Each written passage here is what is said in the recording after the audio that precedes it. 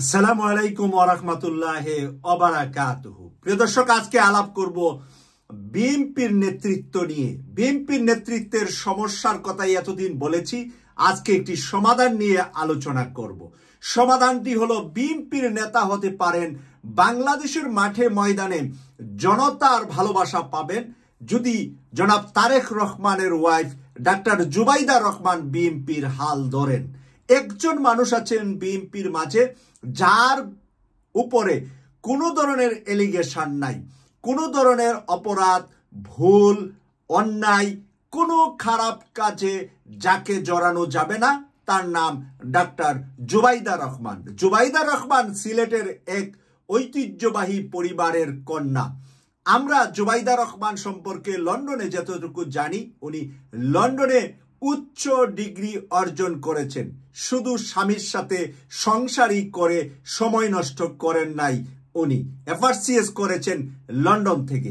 প্রিয় দর্শক, আমরা আজকে জুবাইদা রহমানকে কেন সামনে দেখতে চাই?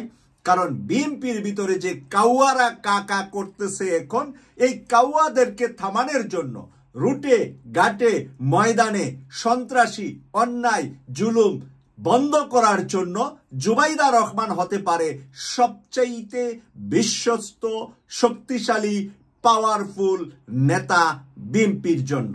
জনাব তারেক রহমানকে নিয়ে বিভিন্ন ধরনের কথা আছে, হয়তো বিএনপির সকল ভাই বোনেরা সেই কথাগুলা ভালোভাবে নিবেন না।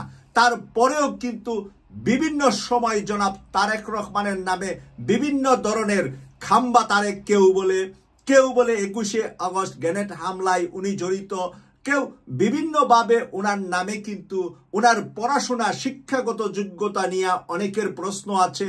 সব কিছুকে তুচ্ছ করে ডাক্তার জুবাইদা রহমানকে যদি বিএনপির চেয়ারপারসন ঘোষণা দেওয়া হয়, বর্তমান সময়ে সমস্যা কোথায় বিএনপির মাঝে? আমি আপনারা যারা বিএনপি করেন তাদের কাছ থেকে একটি করে কমেন্ট চাচ্ছি যে ডাক্তার জুবাইদা রহমান চেয়ারম্যান হলে সমস্যাটা কোথায়? বিএনপি কি পারিবারিক সূত্রে জিয়ার রক্ত থাকতে হবে গায়ে? জিয়াউর রহমান, বেগম খালেদা জিয়ার সন্তান না হলে কি বিএনপির চেয়ারম্যান হওয়া যাবে না? বা তাদের উত্তরসূরি না হলে কি বিএনপি চালানো যাবে না? এই কারণে পারিবারিক রাজতন্ত্রের কারণে কি ডাক্তার জুবাইদা রহমান বাদ পড়বে কিনা, এই প্রশ্নটা আমি রাখলাম আমার প্রিয় বিএনপির ভাই বোনদের কাছে। যদি আপনারা বাংলাদেশ জাতীয়তাবাদী দল বিএনপিকে আগামীতে সরকার গঠনের জন্য দেশের 18 কোটি মানুষের কাছে প্রিয়, জনপ্রিয় দল বানাতে চান, আপনারা আন্দোলন করেন ডাক্তার জুবাইদা রহমানকে দলের চেয়ারপারসন করার জন্য। দলের ভারপ্রাপ্ত চেয়ারম্যান তারেক রহমান সাহেব আছেন, থাকেন। নির্বাচন তারেক রহমান সাহেব করে প্রধানমন্ত্রী হন, আমার কোনো আপত্তি নাই। দেশের জনগণ যদি ভোট দেয়, উনি প্রধানমন্ত্রী নির্বাচিত হবে, কিন্তু দলের চেয়ারপারসন থাকবে ডাক্তার জুবাইদা রহমান। তিনি এমপিও হবেন না, মন্ত্রীও হবেন না, শুধুমাত্র দলটি চালাবেন। দলের যে প্রধান, সে রাষ্ট্রের প্রধান হবে না, রাষ্ট্রের যে প্রধান, সে দলের প্রধান হবে না। তারেক রহমান সাহেবকে আপনারা প্রধানমন্ত্রী হিসাবে দেখতে চান, কেউ হয়তোবা রাষ্ট্রপতি পদ্ধতি আসলে রাষ্ট্রপতি হিসাবে দেখতে চাবেন। তারেক রহমান রাজনীতি করেছেন, রাজনীতি করবেন, আপনাদেরকে নিয়ে রাজনীতিতে থাকবেন, এতে আমাদের কোনো ধরনের আপত্তি করার কোনো সুযোগ নাই। তারেক রহমান সাহেব বাংলাদেশে গিয়ে নির্বাচন করে, নির্বাচনের মাধ্যমে জনগণ যেখানে ওনাকে রাখতে চায় সেখানে উনি থাকবেন। কিন্তু দল বিএনপি হিসাবে আজকে কাউয়াদের কাকা করার কারণে বিএনপির ভিতরে যে কাউয়ার খেলাফত পেয়েছে যারা, ওবায়দুল কাদের চলে গেছে, কিন্তু বিএনপির ভিতরে এখন অন্তত 4-5টা কাউয়া আছে, যেই কাউয়াগুলা উত্তর, দক্ষিণ, পূর্ব, পশ্চিম সারা বাংলাদেশকে বিএনপির জনপ্রিয়তা নষ্ট করছে। বিএনপির জনপ্রিয়তা ফেরত আনার জন্য যদি ডাক্তার জুবাইদা রহমান 8টা আমাদের বিভাগ বা মহানগর আছে, 8টা বিভাগে 8টা সমাবেশ করে কাউয়াদের কাকা বন্ধ হয়ে যাবে।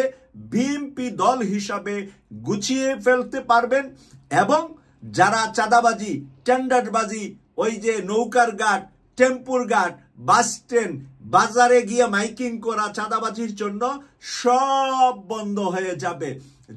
জুবাইদা রহমান যদি ঘোষণা দেয়, যেখানে পাবেন তাদেরকে সেখানেই গ্রেফতার করেন। দলের সৎ নেতাদেরকে যদি ঘোষণা দেয়, অসৎগুলাকে ধরে ধরে পুলিশের কাছে দেন, অসৎগুলাকে ধরে ধরে কারাগারে পাঠান। তাহলে দেখা যাবে যে মাঠে ময়দানে যদি সেই রকম একজন নেতা থাকে, তাহলে বিএনপিকে গুছিয়ে আগামী নির্বাচনে পরিচ্ছন্ন মাঠে বিএনপির বিজয়ের অবস্থাটা অনেক সহজ করে ফেলতে পারবে ডাক্তার জুবাইদা রহমান। কারণ তার উপরে কোনো কলম ধরার কোনো রাজনৈতিক দলের কারো পক্ষে সম্ভব না। কারণ সম্ভাব্য কম্পিটিশনে আছে এখন বিএনপির জামাত ইসলামী। জামাত ইসলামীর নেতা যিনি, প্রধান যিনি, তার নাম কি? ডাক্তার শফিকুর রহমান। তাহলে জামাতের প্রধান হলো ডাক্তার শফিকুর রহমান, সেকেন্ড ইন কমান্ডারকে ডাক্তার সৈয়দ আব্দুল্লাহ মোহাম্মদ তাহের, অথবা জামাতের সেক্রেটারির কথা যদি বলেন অধ্যাপক মিয়া গোলাম পরোয়ার। তো এই যে মানুষগুলা জামাতে হাইলি এডুকেটেড আছে, হাইলি শিক্ষিত, বাংলাদেশের শিক্ষার তালিকায় যাদেরকে প্রথম লেভেলে প্রথম শ্রেণীতে রাখা হয়, সবগুলা প্রথম শ্রেণীতে জামাতের প্রত্যেকটা পদ দখল আছে। সর্ব শিক্ষিত, সর্ব মেধাবীর তালিকায় জামাত আছে। এখন বিএনপি যদি তাদের চেয়ারপারসনটা দেশ নয় বিদেশ থেকে ডিগ্রি নেওয়া ডাক্তার জুবাইদা রহমান থাকেন, তখন বিএনপির প্রতি শিক্ষিত, মেধাবী তরুণ তরুণী বর্তমান অবস্থায় যারা রাজনীতি করার জন্য এগিয়ে আসছে, যেই সন্তানরা 24কে বিজয় করেছে, যেই তরুণ তরুণীরা একটি আধুনিক বাংলাদেশ, আধুনিক মুসলিম সেন্টিমেন্টের বাংলাদেশ দেখতে চায়, তারা তখন জুবাইদা রহমানকে সাপোর্ট দিয়ে বিএনপির পাশে এসে দাঁড়াবে। এটা বিএনপির জন্য খুবই খুবই পজিটিভ বলে আমি মনে করছি। ডাক্তার জুবাইদা রহমানের বিহেভিয়ার ব্যক্তিগতভাবে আমি অনেক অনুষ্ঠানে লন্ডনে কভার করতে গিয়েছি, তাদের প্রোগ্রাম, তারেক রহমান সাহেবের প্রোগ্রাম, বিএনপির অনেক প্রোগ্রামে ওনার মতো মার্জিত ভদ্র একজন নারী আমার জীবনে আমি অনেক কম দেখেছি। তাই যেমন শিক্ষিত, তেমন মার্জিত, তেমন ভদ্র ডাক্তার জুবাইদা রহমান, এবং উনি একটা ঐতিহ্যবাহী সিলেটের পরিবারের মেয়ে। তাই ওনার সাথে কম্পিটিশনে যখন জামাত আমির ডাক্তার শফিকুর রহমানের বাড়িও কিন্তু সিলেট, তাই এই দুই নেতা যখন মুখামুখি হবে, যার যার প্ল্যাটফর্মে কাজ করবে, যার যার দলকে গুছিয়ে কম্পিটিশন করবে, কম্পিটিশন হবে কিন্তু হাতাহাতি মারামারি হবে না। কম্পিটিশন হবে যোগ্যতা দিয়ে, কম্পিটিশন হবে মেধা দিয়ে, কম্পিটিশন হবে জনগণের কাছে কে কত সেবা নিয়ে যেতে পারছে, জনগণকে কে কত আলিঙ্গন করতে পারছে, জনগণের সুখে দুঃখে কে বেশি যেতে পারছে, জনগণের বিপদে কে বেশি আগিয়ে যেতে পারছে। সেই কাজগুলা ডাক্তার জুবাইদা রহমানকে একটা হেলিকপ্টার দেওয়ার মতো বহু লোক বাংলাদেশে আছে। উনি নারী হিসাবে হয়তো রাস্তাঘাটে স্লোগানে মিছিলে যেতে পারবে না, কিন্তু বাংলাদেশ জাতীয়তাবাদী দলের বহু ব্যবসায়ী আছে যাদের একাধিক হেলিকপ্টার আছে, হেলিকপ্টারের মালিক আছেন। জুবাইদা রহমান সপ্তাহে একটা অনুষ্ঠান যদি একটা হেলিকপ্টার নিয়ে ঢাকা থেকে রাজশাহী, রাজশাহী থেকে খুলনা, খুলনা থেকে বরিশাল, বরিশাল থেকে চট্টগ্রাম, চট্টগ্রাম থেকে কুমিল্লা, এইভাবে যদি উনি প্রত্যেকটা মহানগরীতে একটা মহাসমাবেশ করে বাংলাদেশে গিয়ে, আমার মনে হয় বিএনপি চাঙ্গা হতে সময় লাগবে 2 মাস। কারণ উনি যদি সপ্তাহে একটা প্রত্যেক শুক্রবার শনিবারে করেন, তাহলে 8টা বিভাগে সমাবেশ করতে লাগবে 2 মাস, 8 সপ্তাহ। 8 সপ্তাহ মানে 2 মাস সময়ের ভিতরে বিএনপির চেহারা পাল্টিয়ে যাবে। জনগণের কাছে জিয়াউর রহমানের পরে, বেগম খালেদা জিয়ার পরে বিশ্বস্ত, জনগণের ভালোবাসা, জনগণের শ্রদ্ধা, জনগণের আন্তরিকতা বেড়ে যাবে বিএনপির উপরে। তখন কঠিন হবে জামাত কম্পিটিশন করতে বিএনপির সাথে। আমরা মনে করি এই কম্পিটিশনের রাজনীতি ফিরত আসবে। আদর্শ দিয়ে কম্পিটিশন, মেধা দিয়ে কম্পিটিশন, ভালোবাসা দিয়ে কম্পিটিশন। আমরা একে অপরের সাথে এই সৌহার্দ্যপূর্ণ কম্পিটিশন চাই। আমরা চাই না লাঠি শুটার কম্পিটিশন। লাঠি শুটার দিন শেষ। যে লাঠি শুটা হাতে নিবেন সে জীবনের তরে কবরে চলে যাবেন, কারণ কবরে যেতে লাঠি শুটা লাগে, বাঁশ দিয়া মাচা বানাইয়া আপনাকে কবরে শুয়া। লাঠি শুটা যে হাতে নিবেন সে কিন্তু আগামী নির্বাচনে কবরে চলে যাবেন, জিরো হয়ে যাবেন। হিরো হওয়ার সময় লাঠি শুটা নিয়ে নয়, কারণ বাংলাদেশ জাতীয়তাবাদী দল বিএনপির কোন নেতা কর্মীর হাতে দেশের জনগণ তার বিরোধী দলের উপরে লাঠি শুটানোক সেটা চায় না। বাংলাদেশ জামায়াত ইসলামীও লাঠি শুটা নিয়ে বিএনপির সাথে কম্পিটিশন করুক দেশের জনগণ চায় না। তাই এই দুইটা দলের ভিতরে যেই দল জনগণের কাছে যত বেশি যেতে পারবে তারাই বিজয় হবে।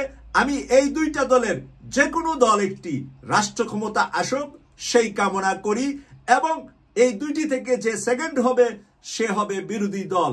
আর ছাত্রদের এনসিপি থার্ড, তৃতীয় দল হিসাবেও সংসদে থাকবে।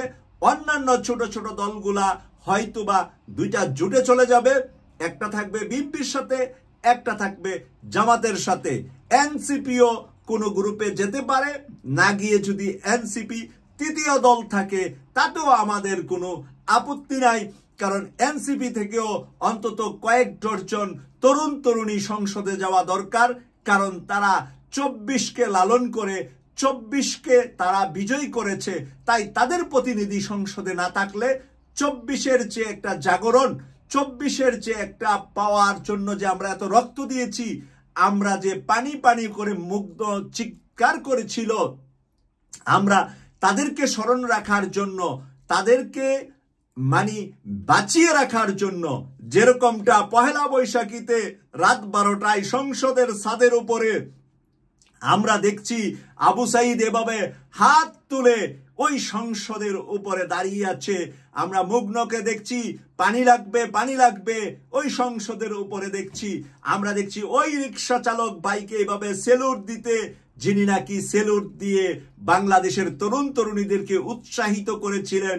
রাস্তা ঘাটে মানুষের মিছিল আর বাড়তে ছিল ওই রিক্সা চালক ভাইয়ের সেলুটের মাধ্যমে। তাই সেগুলা যেরকম সংসদের উপরে পহেলা বৈশাখ রাতে দেখিয়েছে, সেটাকে জীবিত রাখার জন্য এনসিপির প্রতিনিধিরা অবশ্যই সংসদে যেতে হবে। তারা যদি কোনো জোটের মাঝে ঢুকে যায়, বিএনপির সাথে ঢুকে অথবা জামাতের সাথে ঢুকে অথবা তারা আলাদাভাবে নির্বাচন করে, তারপরেও তাদের কিছু প্রতিনিধি সংসদে থাকুক, এটা আমি ব্যক্তিগতভাবে চাই। আপনারা চান কিনা কমেন্টস করে দেখব। এই প্রত্যাশা রেখে বিদায় নিলাম। আমি সৈয়দ মাসুক, লন্ডন থেকে। আল্লাহ হাফেজ।